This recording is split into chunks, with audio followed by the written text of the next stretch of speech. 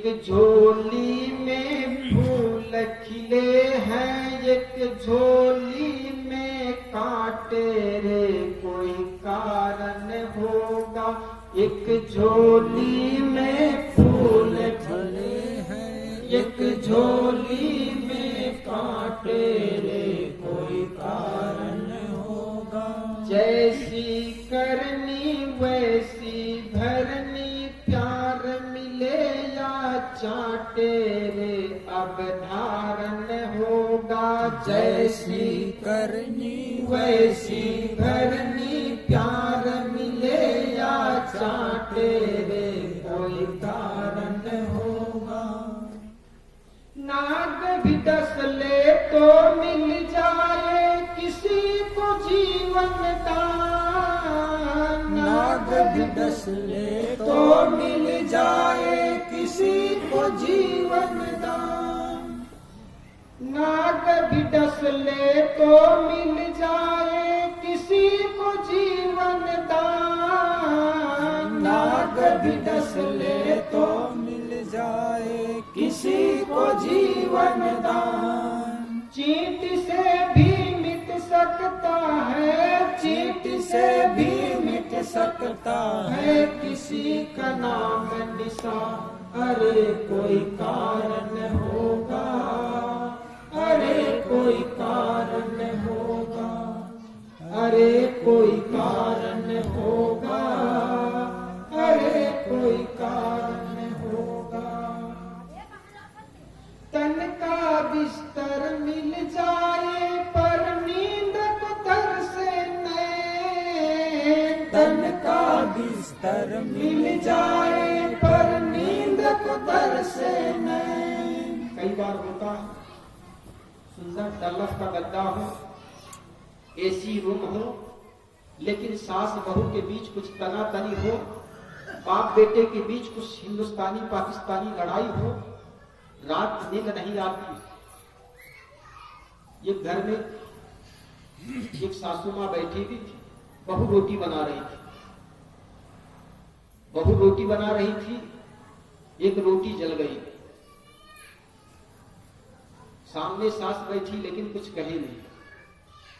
संयोग की बात दूसरी रोटी भी जल गई, और जब दूसरी रोटी जल गई तो सास के तो धुआं उठना शुरू हो गए। सास बहू को जली कटी सुनाने लगी, और सास बहू को जली कटी क्या सुनाती, सास बहू के माँ बाप को सुनाने लगी। और जब सास बहू के माँ बाप को सुनाए तो बहू बेचारी भी तो चुप बैठे, उनके भी धुआं उठने लगे। वो भी इनकिलाब कर दी, इनकिलाब, मुझे आजादी चाहिए, इससे सास से। और जिस परात में वो आटा गोद रही थी, उस परात को उठा करके सास के मुख में दे मारे। न वो बोली न ये बोली, एक इधर चली गई एक इधर चली गई। रात में कोई बातें नहीं हुई, लेकिन उस घर की बड़ी परंपरा थी। माताएं बहुत सी व्रत रखती है, लेकिन मेरी निवेदन है एक व्रत जरूर रखना, सुबह उठ करके अपने बड़े बुजुर्गों का पैर छूना। ये बड़े बुजुर्गों का पैर छूना वो काम करेगा जो काम मंदिर के भगवान नहीं कर पाते। अगर बड़े बुजुर्गों के सामने पैर छू लोगे, दिन भर की सारी गलतियां वे बड़े बुजुर्ग भूल जाएंगे और आशीर्वाद देंगे। अगर आप प्रणाम करते हैं तो प्रणाम का परिणाम आशीर्वाद होता। दुर्योधन जब प्रश्न किए भीष्म पितामह के, भीष्म पितामह के सामने आज दोनों जोर से योद्धाएं लड़ने के लिए तैयार है। युधिष्ठिर प्रणाम करने आते हैं, भीष्म पितामह कहते हैं विजय भव पुत्र। जैसे ही विजय भव पुत्र कहते हैं दुर्योधन तो भड़क जाते हैं, पितामह ये क्या कर रहे हैं, हमारे पक्ष से लड़ रहे हैं और आशीर्वाद आप पांडव को दे रहे हैं। भीष्म पितामह ने कहा, अरे मूर्ख, परिणाम का परिणाम आशीर्वाद होता। अगर दुर्योधन तुम भी भीष्म पितामह क्या युधिष्ठिर के प्रणाम करने जाते तो भी युधिष्ठिर तुम्हें आशीर्वाद देता, भाई सदैव विजय भव। तो भीष्म पितामह कहने लगे, पुत्र आशीर्वाद प्रणाम का परिणाम आशीर्वाद होता है। अगर कोई प्रणाम करे, गलती चाहे कितनों कर लिया हो, लोग आशीर्वाद देते हैं। तो उस घर की भी ऐसी रिवाज थी। आज भले शाम को झगड़ा हो गए, लेकिन वो बहू जो थी शाम सुबह वो ससुर सास के पैर छुआ करती थी। तो सुबह उठ करके आंख मलते हुए सास के बिस्तर के पास गई और कहने लगी, मां, सासू मां प्रणाम। तो सासू मां सो करके उठी थी, आंख वो भी मल रही थी। अरे वही कल वाली है कि कोई दूसरा है? और जैसे ही बहू पैर छुई तो सासू मां का भी दाहिना हाथ बहू के सिर में चले आए और कहने लगी, बेटी मैं भी कैसी पगली। अरे मैं मरूंगी तो क्या ये सारी संपत्ति सर में उठाकर ले जाऊंगी क्या?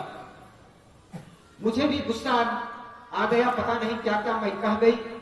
तो बेटी ख्याल रखना, 2 रोटी की जगह आज से 1 ही रोटी जलाना, क्योंकि गेहूं बहुत महंगा है।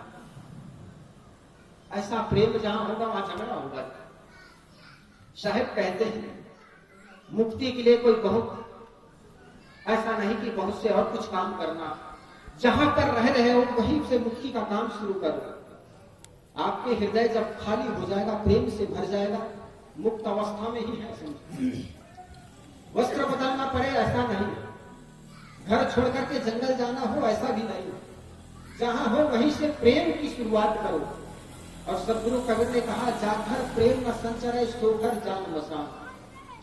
जिस घर में प्रेम ना हो उस घर को घर मत जानना, शमशान घाट जानना। जहां पर रहते हैं भाई भाई में, जहां प्रेम होता है वहां त्याग होता है। अगर भाई भाई में प्रेम हो तो एक दूसरे के लिए त्याग करेगा। जैसे रामायण का वो प्रसंग याद करते हो, महाराज राम और महाराज लक्ष्मण भरत के बीच प्रेम था। मां कैकेयी ने अपने बेटा के लिए राज्य गद्दी अधिकार करके हथिया करके रखी थी, लेकिन भाई भरत महाराज राम के प्रेम के चलते हुए त्याग कर देते और भैया राम को मनाने जाते।